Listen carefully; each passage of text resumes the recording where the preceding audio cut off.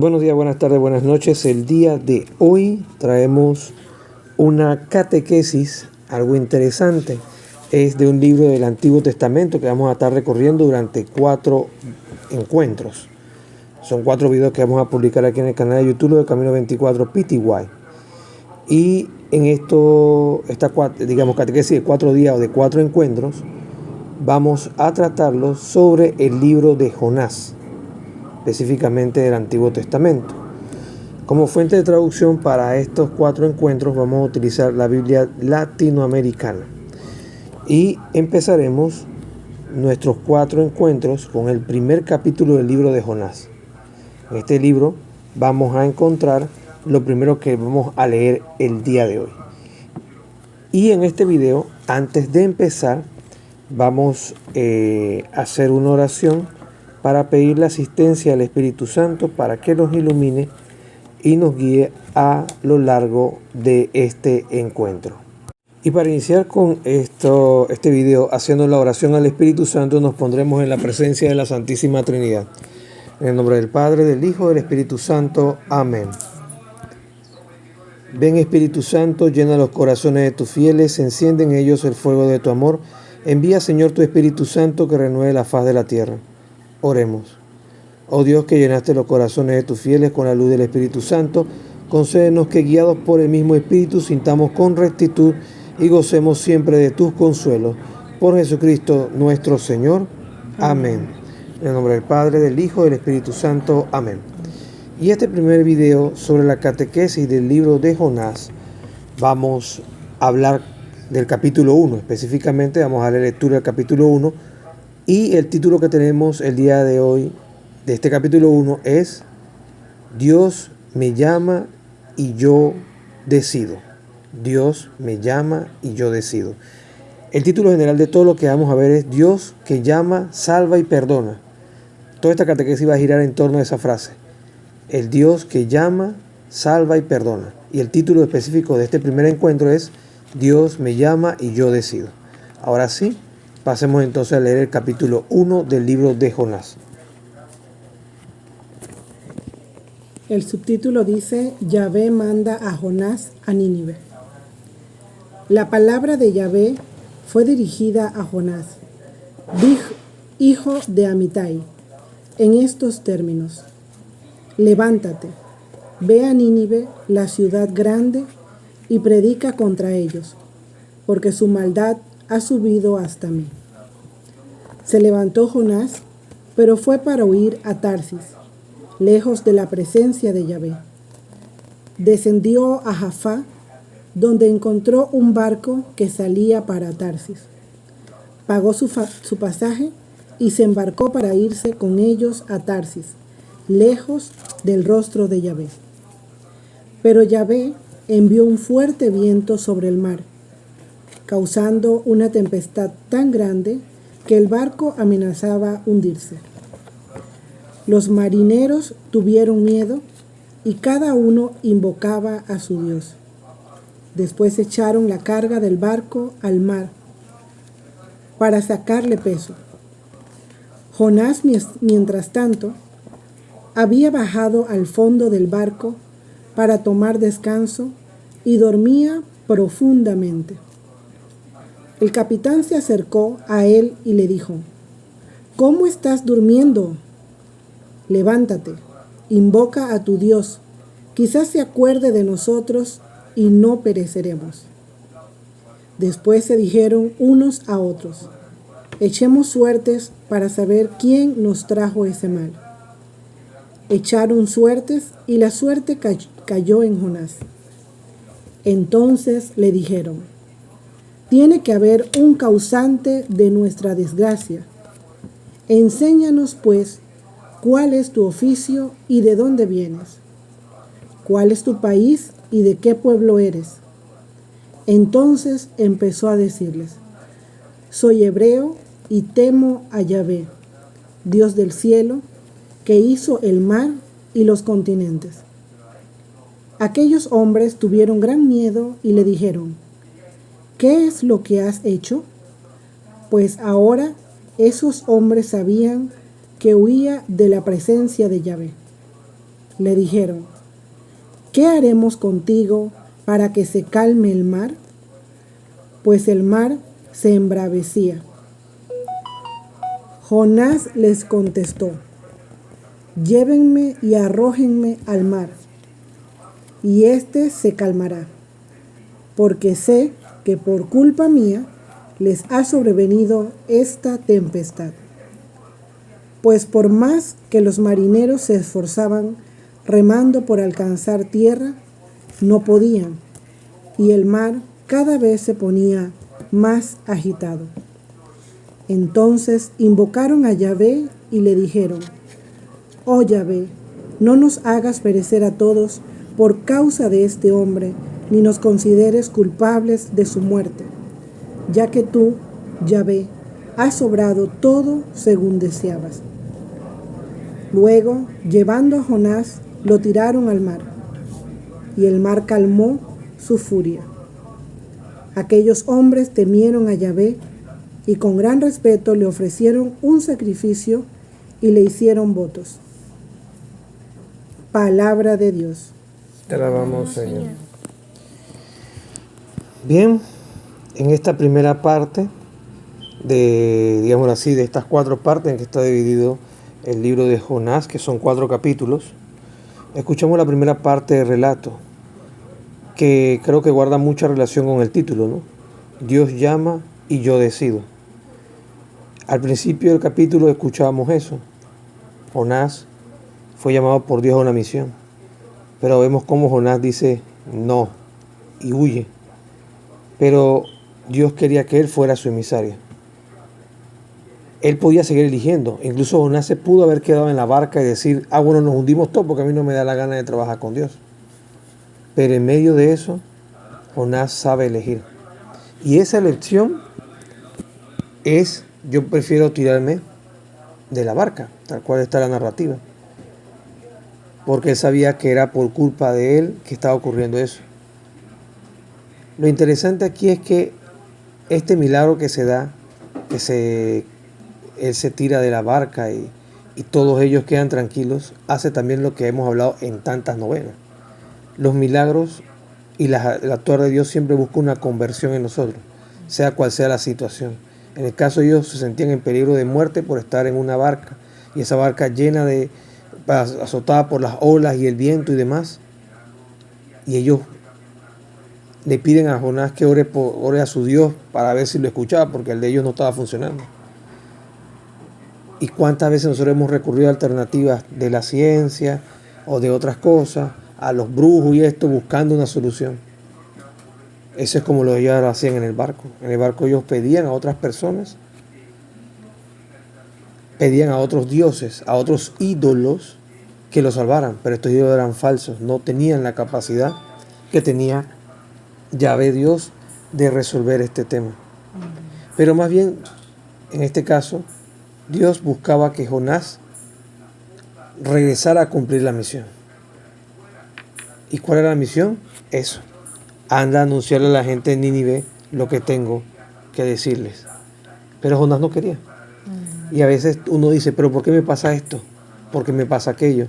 ¿Por qué tengo estas cosas? Pero en medio de eso Dios quiere que tú aprendas algo.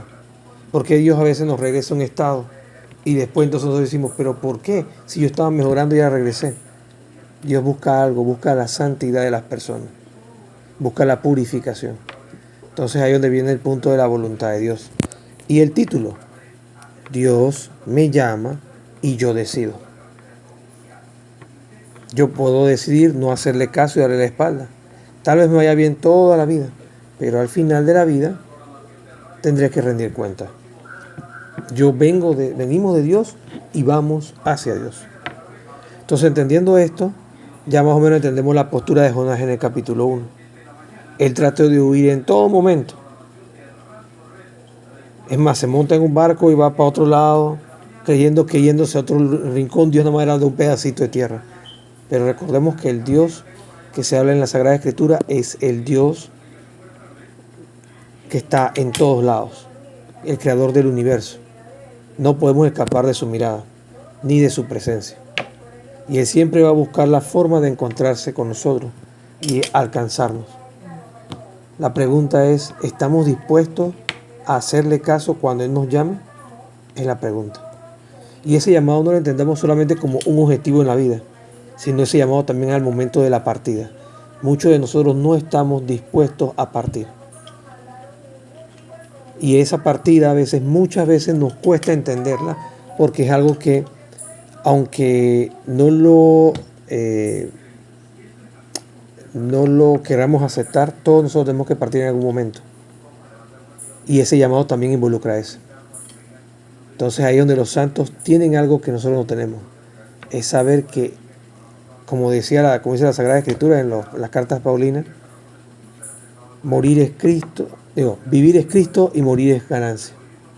Al entender eso, pero no solamente como la literalidad del texto, sino abarcar la profundidad de eso, la muerte lo ves como el punto culmine del encuentro con ese Dios que se te ha prometido durante tanto tiempo.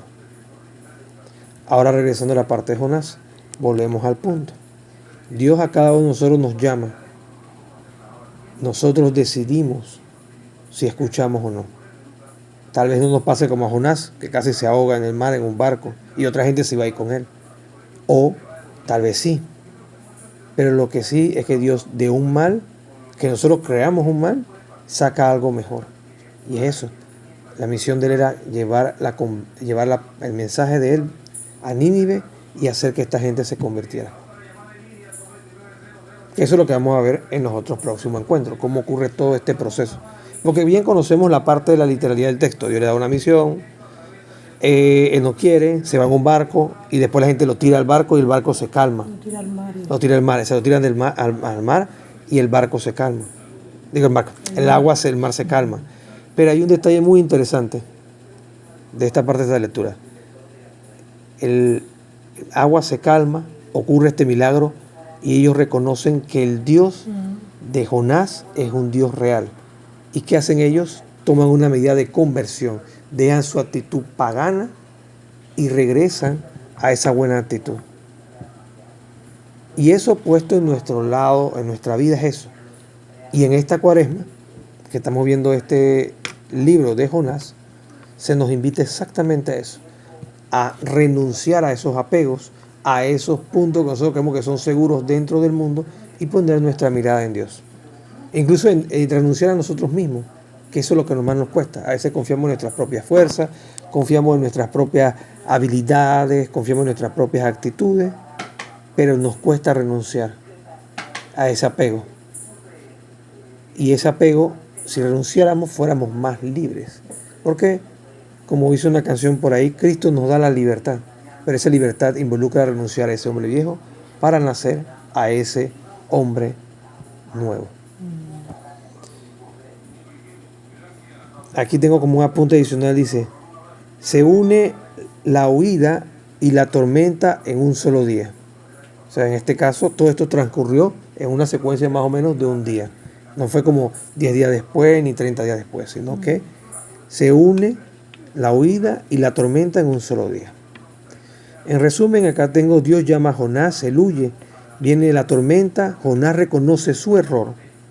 Esto es importante señalarlo, en medio de la lectura, más adelante, por allá casi como al final, él reconoce su error, él dice, es por mi culpa que estamos así, y es más, ellos sortearon, echaron a la suerte a quién iba a tirar, y sale el nombre de Jonás, y eso es lo más interesante.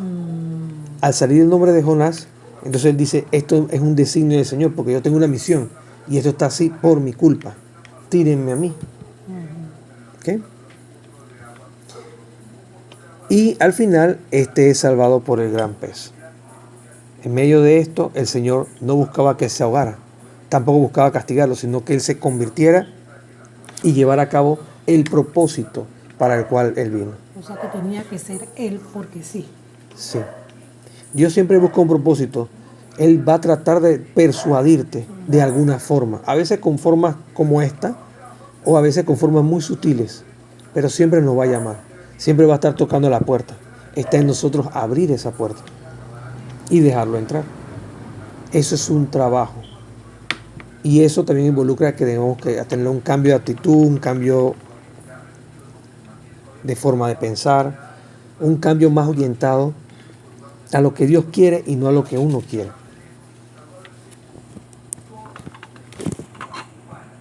Y además hay una cosa que es muy cierta. Siempre el querer de Dios es mejor que el de nosotros. Y entendiendo eso, su voluntad siempre es buena. Aunque para nosotros en un momento dado pueda parecer extraña o rara, o incluso para las demás personas puede parecer como esta persona está pasando, está sufriendo, está mira, está mal. Siempre va a ser mejor la voluntad de Dios. La idea central de este texto dice: Dios nos da libertad para elegir. Y esto es importante. En medio de que Dios llamaba la atención de Jonás por medio de lo que pasó, todavía no le decía a Jonás: te mato, por decirlo así, si tú no haces esto, o si tú no me sigues, o si tú no haces mi voluntad. Sino, te estoy persuadiendo a ver si tú desistes y vienes y me sigues. Dice acá, Dios nos da la libertad para elegir, pero siempre quiere salvarnos.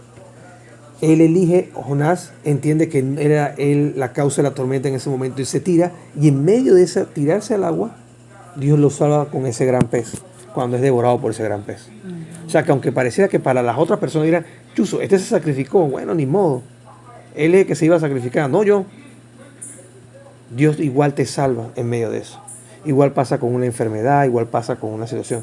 No se trata a veces que te quite la enfermedad, sino que esa enfermedad puede ser un proceso para uno, para terminar de reparar y conciliarse en esta vida para prepararse con ese encuentro con el Salvador.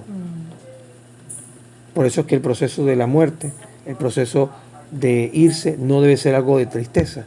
Al contrario, debe ponernos en la recta de decir: ya me voy a encontrar con el Señor, me voy a encontrar con el amado. Dice acá en mis apuntes: tengo 2 preguntas para fomentar un diálogo. Por eso que lo grabo en grupo. La primera pregunta dice: ¿qué pasa cuando desobedecemos? ¿Qué nos pasa? ¿Qué nos pasa? No sé, ¿alguien quiere comentar algo? Muy general, no tiene que ser nada específico. ¿Qué nos pasa regularmente cuando desobedecemos? Bueno, perdemos gracia ante Dios. Perdemos mucha gracia ante Dios.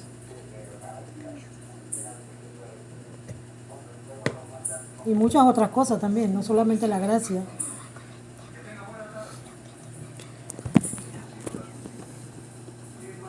¿Alguien más quiere comentar algo? ¿Qué pasa cuando desobedecemos a Dios? ¿Estamos contentos? ¿Estamos tristes. Exacto, estamos tristes. En el corazón sentimos que estamos tristes, pero cuando nos vemos por fuera estamos felices. Pero nuestro corazón y nuestra alma está triste, porque se va ensuciando cada vez más por decir mentiras o portarse mal. ¿Y qué pasa cuando las personas se portan mal y dicen mentiras? ¿Se acerca Dios a ellas o Dios mantiene su distancia? Dios se acerca a ellas. Sí, es cierto. Pero ¿la persona quiere estar cerca de Dios? La persona que está manchada y tiene el corazón manchado, ¿se acerca a Dios o lo evita? Lo evita. Muy bien. ¿Y por qué lo evita? ¿Porque tiene pena o porque está jugando al escondite? Porque tiene pena de Exactamente. enseñar su corazón así. Exactamente. Y eso fue lo que le pasó a Adán y Eva. Cuando ellos comieron del árbol que Dios les dio, Se vieron desnudos. Exactamente. Y entonces cayeron en el pecado del árbol, de la verdad y la mentira. Pero se expusieron y se pusieron a caminar por ahí, ¿o qué hicieron? No, trataron de atraparse. De taparse. ¿Y salieron a pasear por ahí, o qué hicieron? Cuando escucharon a Dios ahora esto como un valor agregado, cuando escucharon a Dios por allí, que iba a visitarlos, ¿qué ellos hicieron? ¿Se escondieron o salieron de que: hola Dios, ¿cómo estás? ¿Estamos bien? Se escondieron. Exacto. Porque el pecado avergüenza. Porque el pecado hace que nosotros repudiemos a Dios como un imán. El imán, por ejemplo, cuando son polos opuestos se atraen. Pero en este caso el pecado es como el aceite y el agua, más bien, es más parecido. El pecado es el aceite y Dios es el agua. El pecado no coexiste, no se conecta con Dios. Entonces, como no se conecta, huye, lo repele. Y eso repeler hace que la persona viva en esa constante huida de Dios. Ahí es donde viene el mensaje de fondo. Jonás no estaba preparado para la misión. Dios lo llama en medio de eso y Jonás sale huyendo. Hasta cierto punto también es un reflejo del pecado, de esa concupiscencia que tiene, del pecado original que trae de Adán y Eva. Y él huye, a pesar de que el mismo Dios le dijo, quiero que hagas esto. Y él conocía quién era Dios, porque era también formaba parte de las comunidades que habían abrazado a Yahvé como parte de su religión. Y él dice, no, yo voy a huir. Y así nos pasa mucho. Dios viene y se acerca a uno, ¿y qué pasa? Salimos huyendo. Sí. Salimos huyendo, pero eso es propio del pecado. La fortaleza está en cuando yo someto a ese pecado a la voluntad mía para acercarme a Dios. Y le ofrezco ese pecado por medio del sacramento de la reconciliación para que Él queme ese pecado y yo pueda caminar más libremente hacia Él. Porque sigue siendo un lastre. ¿Se entiende? Sí, claro, con ese propósito de enmienda también de no caer una y otra vez Exacto. intencionalmente, ¿no? Uh-huh. Porque a veces puede uno ir y acercarse a Dios y pedir perdón, pero si no hay una intención verdadera de querer cambiar esas cosas que estamos haciendo, simplemente es como vacío lo que estamos haciendo. Entonces, para recapitular la primera pregunta para el diálogo, ¿qué pasa cuando desobedecemos? Sentimos vergüenza, Sentimos pena, Exacto. no nos sentimos tranquilos Uh-huh. y a veces no podemos dormir, Ajá. como le pasó a mi mamá ayer. Pero bueno, ese es otro tema que no vamos a hablar acá en el video. Pero sí lo que les puedo comentar, aparte de sentir pena y todos estos temas, también está el hecho de que eso nos separa de Dios. Y esa desobedecer hace que hagamos como Jonás, huir de Dios. Aunque la tarea era bien sencilla, nada más le decía, ve y predícale a esta gente que yo los voy a destruir. A ti no te importa mucho si los voy a destruir o no. Simplemente darles el mensaje y que se conviertan. Pero ¿será que él se sentía muy pecador? No necesariamente. Te lo pongo en otra situación. Cuando no obedecemos a Dios, vamos a huir, sea como sea la figura. Porque vamos a hacer lo contrario de lo que Dios nos pide. Es como que digo, mira, Dios nos pide a nosotros vivir una vida en santidad. Ese es el llamado que todos tenemos. Tema que después trataremos después de Cuaresma por ahí adelante. Un tema bastante largo, porque es un tema sistemático que tiene muy buenos puntos y nos va a ayudar a entender esto. Pero ¿qué pasa? Cuando vivimos en pecado mortal, aunque Dios se nos aparezca y nos diga, haz esto, es más difícil. Es más, nosotros hasta podemos rechazarlo. Es más, Dios nos puede hablar hasta en sueños. Y nosotros no lo vamos a creer. Porque la concupiscencia o el pecado nos tiene tan sumergidos que tal vez no somos conscientes de poder verlo. Entonces, llevándolo a la realidad de la Cuaresma que estamos viviendo en este tiempo, en este caso Jonás huyó por temor, pero ese temor responde a la concupiscencia, al pecado original y a ese distanciamiento con Dios, a pesar de que Dios quería que se santificara por medio de esto, de esta actividad, de hacer esa misión que le había encargado. Pero Dios no, voy a usar la frase, nunca se cansa. Nosotros nos cansamos. ¿Qué pasa? La mayoría de nosotros también siempre nos cansamos. Nos cansamos porque, ¿para qué me voy a confesar si siempre voy a pecar? ¿Para qué voy a ir a la iglesia si soy un pecador? ¿Para qué? ¿Para qué? ¿Para qué? Me lleno de puros ¿para qué? Y eso me cansa, pero Dios nunca se cansa. ¿Cuándo se acaba, digamos así, la misericordia del Señor? Cuando ya partimos de este mundo. Porque ahí, eso es otro tema también que podemos tratar mucho más adelante, se fija la voluntad de la persona y por más que ésta quiera, va a rechazar a Dios. Porque Él se hizo una figura falsa de un Dios que no es el que se enseñó siempre. ¿Se entiende? Entonces, viendo todas estas aristas, todos estos comportamientos, todo esto de Jonás, podemos concluir que todos nosotros nos podemos identificar con Jonás, incluso en el propio presente. A veces nosotros sentimos, ay, ya me siento bien, estoy bien, ha salido un tema, estoy tomando de repente algún tratamiento, lo que sea, y de repente el Señor te dice, ve que tú comienzas a cambiar tu actitud y te comienzas a alejar de Él, y Él dice, con todo y tu medicina, ven acá porque tú estabas mejor cuando estabas en una forma. Y Él busca enseñarnos a través de las formas. Y ahí es donde nosotros no entendemos. Y somos como Jonás, salimos huyendo. Y es muy fácil para nosotros eso, porque y cito al padre Wilfredo Peña, la cabra que es nuestro cuerpo, la parte carnal, siempre va a tirar para el monte. Le podemos enseñar a vivir en aire acondicionado, en todo, pero cuando ya ve un montecito, va para el monte. Es lo mismo que pasa con nosotros y el pecado. Nos fiamos mucho de nuestras propias fuerzas y a veces hay que ganar algo. Y eso es lo que nos invita a la Cuaresma. Todo lo que nos invita la Cuaresma, el ayuno, la penitencia y la caridad, también con la oración y demás, eso nos invita a un proceso de conversión fuerte. Más allá de esperar una Semana Santa, estos 40 días son nuestro desierto.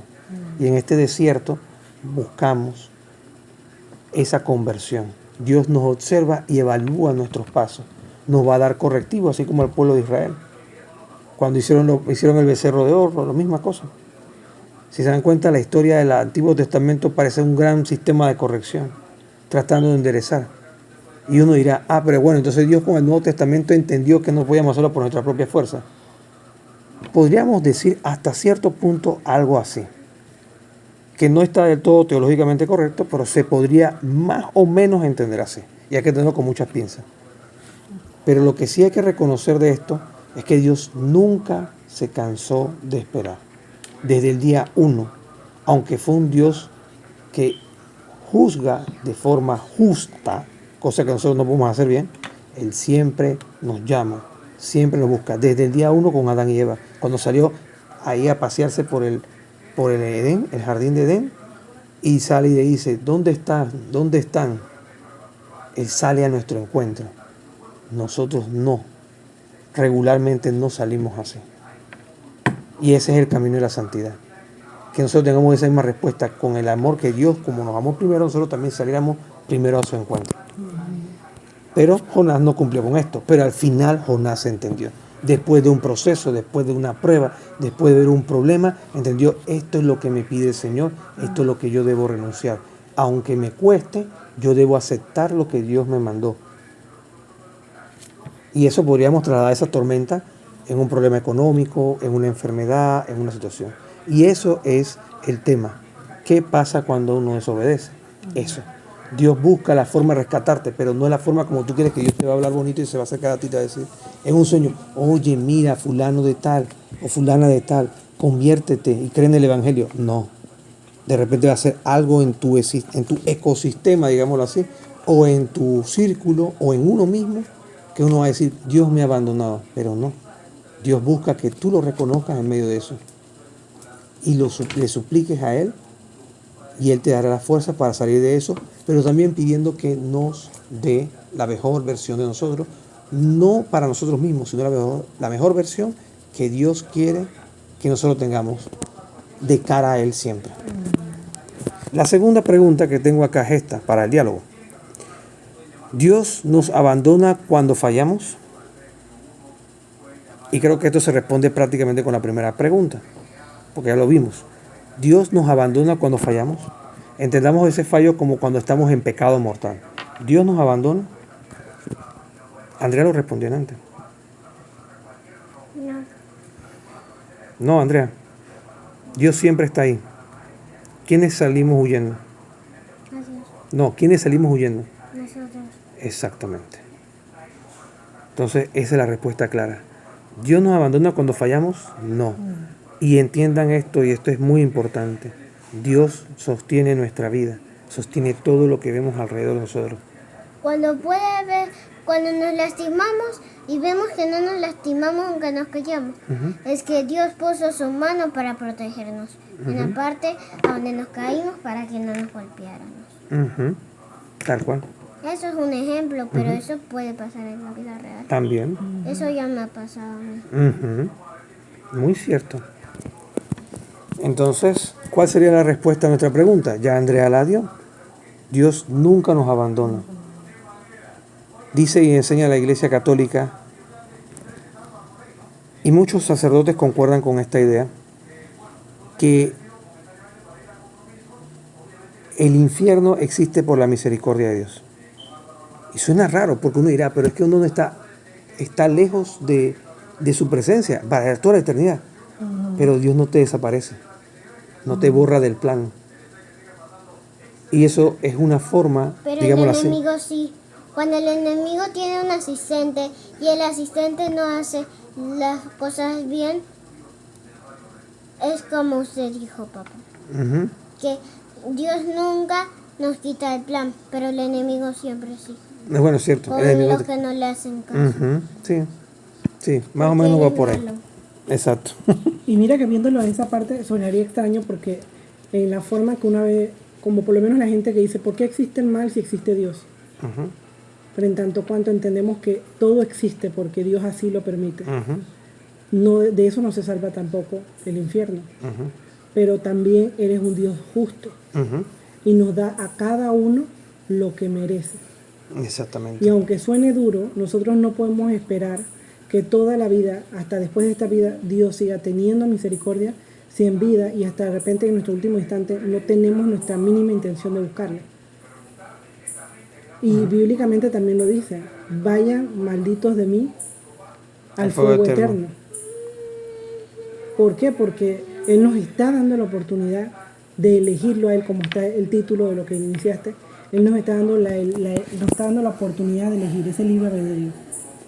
No nos obliga tampoco, pero si no queremos, y no es que es un Dios vengativo, sino que como todo, las cosas, todo en la vida tiene una consecuencia. Y la consecuencia de la desobediencia y alejarnos de Dios, y no buscar un arrepentimiento sincero, ni buscar su gracia, nos va a llevar a la condenación. Es más, vemos cómo Dios no nos abandona, que envía a su único Hijo a ofrecerlo como el Cordero de Dios que quita el pecado del mundo.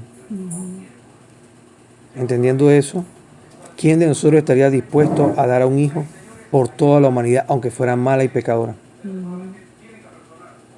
Aunque tú supieras que no todos se van a salvar. O que pudieran elegir no salvarse hasta en el último instante. Entonces, poniéndonos, no haciéndonos como Dios, pero entendiendo esa relación, entendemos que Dios nunca, nunca, nunca nos abandona. Entonces, cuando fallamos, Él siempre está allí, esperando a que nosotros le digamos, Señor, fallé, perdóname. Un ejemplo de esto bíblico en el Antiguo Testamento es David. David se equivocó muchas veces, de muchas formas, pero David, a diferencia de Samuel o de Saúl, supieron saber decir y pedir perdón. Él supo saber pedir perdón. Saúl se lo comió la soberbia. Bueno, a Samuel se lo comió la soberbia. Y a Saúl, en este caso, no reconocer su error. A nosotros nos cuesta reconocer nuestros errores. Y entonces ahí es donde tenemos que trabajar. Porque eso va en contra de la soberbia y nos vuelve humildes. O sea que eso pudo haber sido lo que le pasó a Judas cuando entregó a Jesús. Puede Que ser, hizo lo que hizo, pero nunca se arrepintió. puede ser, puede ser, puede ser.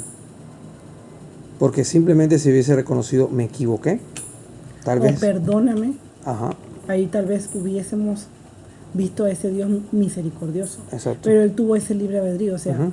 el libre albedrío es decir, bueno, hice esto, ya, ni modo, lo vendí. O hice esto, me equivoqué, perdóname. La frustración, muchas veces en medio de una situación que tomamos una mala decisión, nos vamos a escapatoria. O pensamos que no hay otra salida, pero siempre hay una alternativa. Ahí es donde debemos pedir el discernimiento a Dios para que nos ayude a tomar la mejor vía de escape. ¿Se entiende? Bien.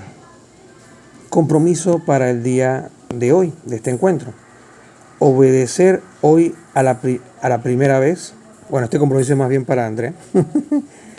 Obedecer hoy a la primera vez es el compromiso.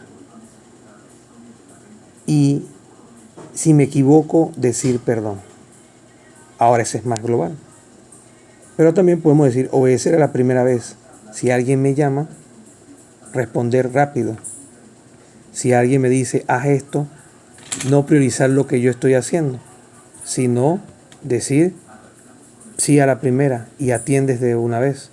Y eso es para todos, incluso para nosotros mismos como adultos. Porque a veces Dios nos llama una vez, nos llama 2 veces, nos llama 3 veces y nosotros no hacemos caso. Y pasa, perdón, como le pasa entonces a los niños. Que cuando el papá está diciéndole no, no, no, no, no, no, y el niño sigue por ahí, eso tiene una consecuencia. Regularmente nunca es bueno. Lo mismo es para nosotros. Dios nos llama, nos llama, nos llama. Y cuando ya entonces nos llama de una manera que a veces no quisiéramos, entonces es que entendemos que debíamos obedecer. De ahí viene la frase esa. Y si me equivoqué, saber pedir perdón. Al prójimo, como era la lectura de hoy que se leyó 27, ponte en paz con el prójimo. No sea que te entregue al juez, el juez al verdugo y el verdugo te eche a la cárcel y te editará hasta que pagues hasta el último centavo. Entonces, entendiendo todo esto, ese es el compromiso que tenemos para hoy. Preguntas para examen de conciencia. Este video, este encuentro, todos estos encuentros van a tener la misma estructura. Van a tener la lectura, un pequeño resumen, una idea central, unas preguntas para dialogar, un compromiso, un examen de conciencia y después escucharemos la voz del magisterio. Al final, una aplicación sencilla y una idea central para una oración. Entonces, en la parte del examen de conciencia hay 3 preguntas. Y la pregunta número 1 dice, ¿escucho cuando me corrigen? Y volvemos al tema de la humildad. ¿Escuchamos cuando corregimos? Cuando nos corrigen, perdón. ¿Escuchamos cuando nos corrigen? Sí. Eso es importante, porque eso es la humildad, es lo contrario a la soberbia. Y el padre de la soberbia es el enemigo. Así que debemos escuchar cuando nos corrigen. Escuchar significa prestar atención a lo que se dice. ¿Acepto mis errores? Es la siguiente pregunta. ¿Aceptamos nuestros errores? Yo realmente no sé si acepto mis errores o no, pero creo que sí. Debo intentarlo. Creo que sí. Y si no sabemos cómo, debemos pedirle al Señor que nos ayude a saber reconocer y aceptar nuestros errores. ¿Se entiende? Otra pregunta para examen de conciencia. ¿Culpo a otros por lo que hago? Buena pregunta. ¿Culpamos a otros por algo que nosotros hicimos? Y esta pregunta de examen de conciencia va muy orientada a eso, a saber hacernos cargo. Hacernos cargo de lo que hemos hecho y no buscar a otros, como decía Fray Claudio en estos días. Fray Claudio decía, ¿culpo a otros por lo que hago? Y Fray Claudio decía, ya se me fue la idea, no usemos a otros como chivo expiatorio. Esa es la frase que él tenía, ya me acordé. Aquí es donde uno usa a la gente como chivo expiatorio. Yo tengo la culpa, pero yo embarro a otra persona, aunque ella nada más estuvo ahí de observador, o tal vez nada más estuvo en el mismo lugar, pero no hizo nada, y yo digo que la otra persona fue la culpable. Eso es para nuestro examen de conciencia. Culpo a otros por lo que yo hago, acepto mis errores, escucho cuando me corrigen. Entonces ahí viene el punto. Si lo hacemos, debemos corregir uno o varios de estos puntos. Por eso que estas preguntas son para examen de conciencia. Bien, ahora veamos qué nos dice el Catecismo de la Iglesia Católica con respecto a lo que hemos leído y hemos compartido hasta hoy. En el numeral 1730 del Catecismo de la Iglesia Católica dice lo siguiente. Habla en el capítulo 1 de la primera sección, vocación del hombre a la vida espiritual, específicamente en el apartado 1, Para ver. 1730, voy a leer 1731. En el artículo 3 lleva un subtítulo que dice, no es el apartado 1, el artículo 3 hay un subtítulo que dice, la libertad del hombre.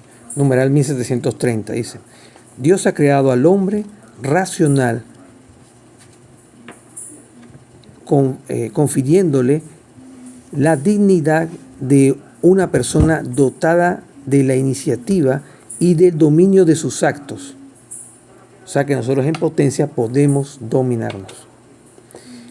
Quiso Dios dejar al hombre en manos de su propia decisión.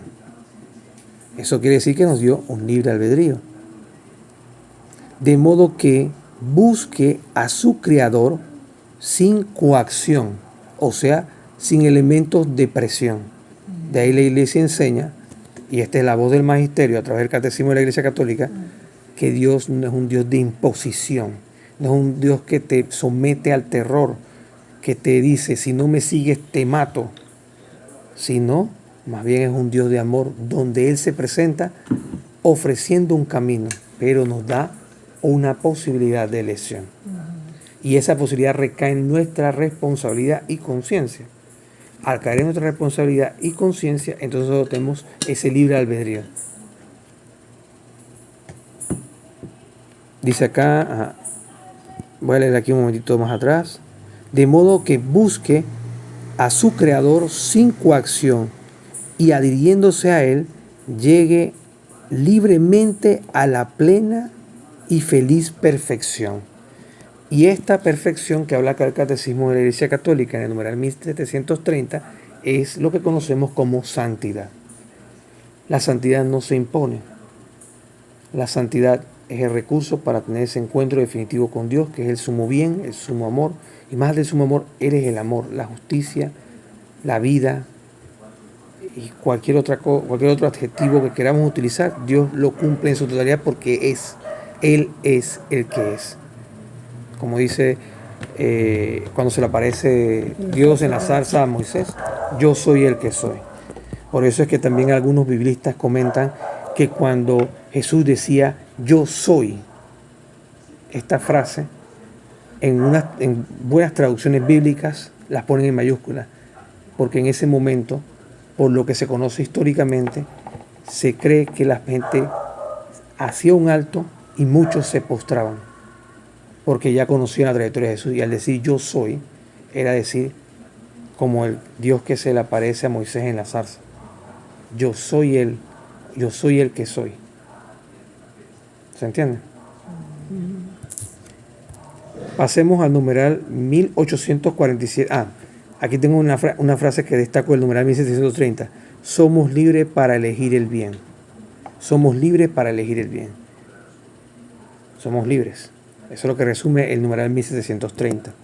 El numeral 1847 del Catecismo de la Iglesia Católica, 1847 del Catecismo de la Iglesia Católica, está dentro de la tercera parte, la vida en Cristo.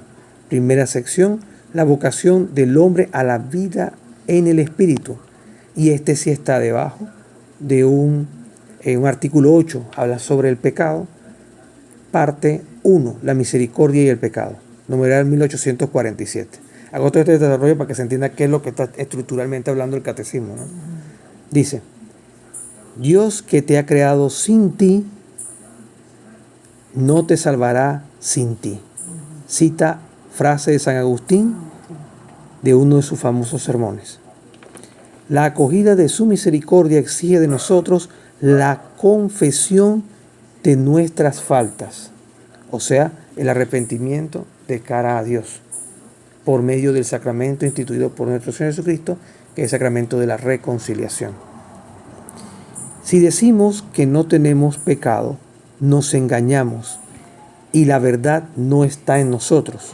Si reconocemos nuestros pecados, fiel y justo es Él para perdonar los pecados y purificarnos de toda injusticia. Este pasaje aparece en la primera carta del apóstol San Juan, capítulo 1, versículo del 8 al 9. Y ahí es donde se aplica la justicia de Dios, en este momento de misericordia, en este lado de esta pseudo vida, en este momento, en este desierto, en este valle de lágrimas.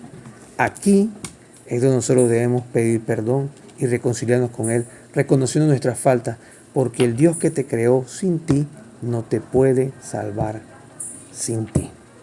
Ahí es donde entra la colaboración del hombre para su salvación. Cosa que algunos hermanos cristianos no católicos rechazan, pretendiendo de que Dios, bueno, yo lo acepté, Él me tiene que salvar porque yo firmé un contrato. El comentario que tengo aquí, el numeral 1847, dice lo siguiente: Dios manifiesta su amor perdonando. Aquí es donde tenemos la misericordia, porque aquí podemos pedir perdón. Esa es la misericordia de Dios. Y aquí es el momento para pedir perdón a Dios. Y ahí es donde se manifiesta su amor, en esa entrega que Él vino como el Salvador, no solo para un pueblo, sino para toda la humanidad, tanto los que habían muerto en amistad con Dios, pero sin estar plenamente purificados para entrar al cielo, como para los que venimos después de Cristo hasta el día de su regreso triunfal, para juzgar a vivos y muertos. ¿Ok?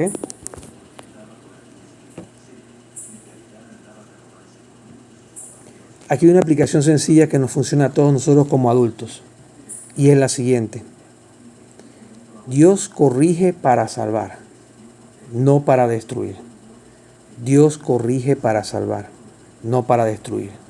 Y esto tiene un profundo sentido teológico.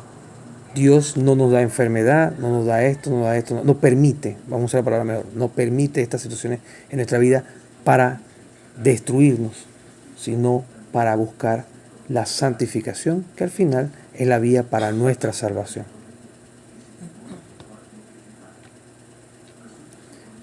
Y bien, como parte central para finalizar este encuentro, vamos a hacer una pequeña oración. Esta oración va a estar suscitada o puesta en el tema de Jonás que hemos leído el día de hoy, lo que hemos compartido, y finalizaremos con esta oración que dice como título, no es una oración, es una idea para hacer una oración: Señor, ayúdame a elegir el bien. Después de esa breve oración vamos a cerrar con un Padre Nuestro, un Ave María y un Gloria. Y así finalizamos este primer encuentro. Para esto nos pondremos en la presencia de la Santísima Trinidad, en el nombre del Padre, del Hijo, del Espíritu Santo. Amén.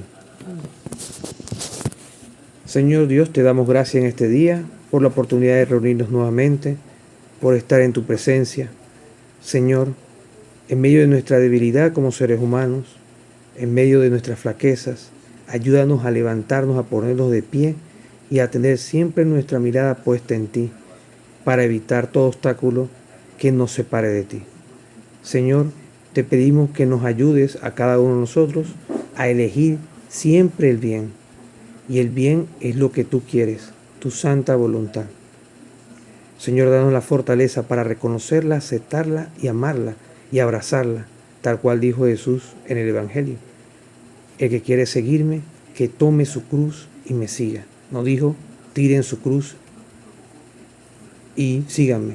Tomen su cruz y síganme. Señor, escucha esta oración en esta noche y ayúdanos a caminar en pro siempre, todo para la mayor gloria tuya y bien de las almas. Amén. Amén. Padre nuestro que estás en el cielo, santificado sea tu nombre. Venga a nosotros tu reino. Hágase tu voluntad así en la tierra como en el cielo. Danos hoy nuestro pan de cada día, perdona nuestras ofensas, como también nosotros perdonamos a los que nos ofenden.